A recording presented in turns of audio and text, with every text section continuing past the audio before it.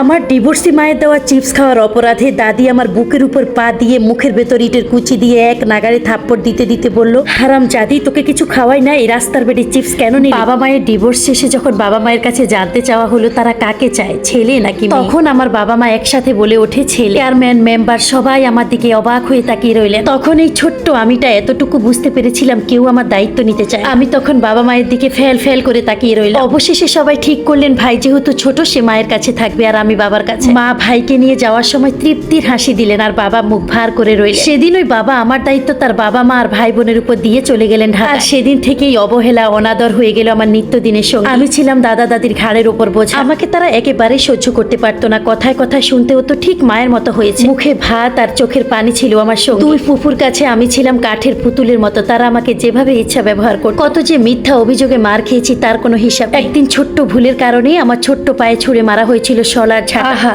তীর তীর করে গড়িয়ে পড়েছিল রক্ত। এক শীতের বিকেলে চিনি কিনতে বাজারে গিয়েছিলাম। পথে হঠাৎ মায়ের সাথে দেখা। পাগলা কুকুরের মতো ছুটে গিয়েছিলাম মায়ের কাছে। মা বুকে নিয়ে এই কথা ও কথা বললেন। মাকে বললাম, মা আমি একদম ভালো নেই। মা তখন একটা চিপস কিনে দিয়ে বলল, তোর ছোট খালার বিয়ে, আসিস বর দেখে যাস। আমি চেয়ে চেয়ে দেখতে রইলাম মায়ের চলে যাওয়া। মায়ের দেওয়া চিপসটা চিবাতে চিবাতে বাড়ি ফিরলাম। চিপসটা কে কিনে দিল সেটা দাদি জানতে চাইলে সহজ সরল মনে বলে দিলাম মার ফলাফল।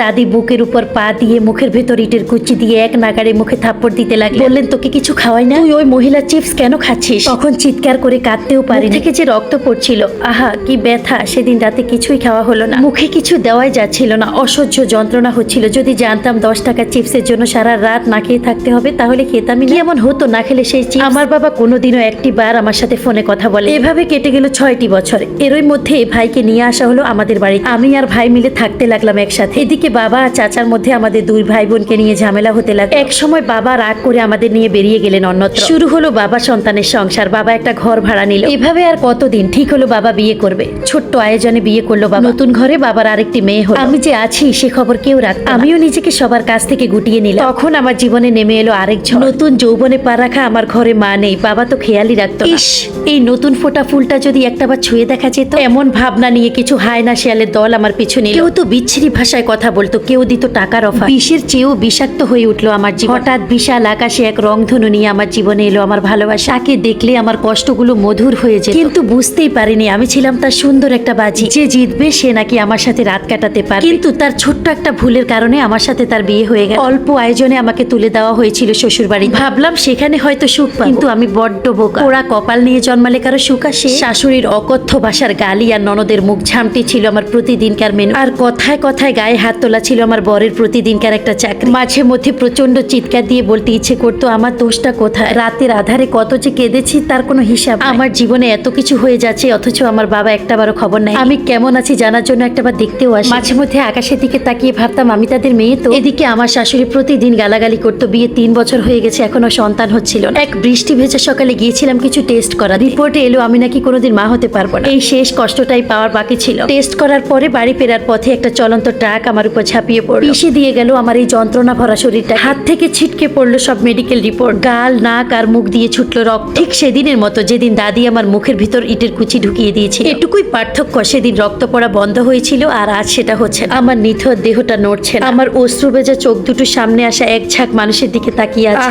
কি শান্তি। আজ আমার একটু কষ্ট হচ্ছে না। মরণেও বুঝি এতটা শান্তি লুকিয়ে থাকতে পারে। আচ্ছা, আজও কি আমার লাশ নিতে আমার বাবা মা ঝামেলা করবে? কে নেবে আমার লাশের দায়িত্ব? আচ্ছা, আমার স্বামী কি আমার মৃত্যুর খবর শুনে কাঁদবে? আমার দাদি, ফুপু ওরা কি আমার জন্য আফসোস করবে? নাকি বেওয়ারিশ লাশ হয়ে আমি রাস্তায় পড়ে থাকবো?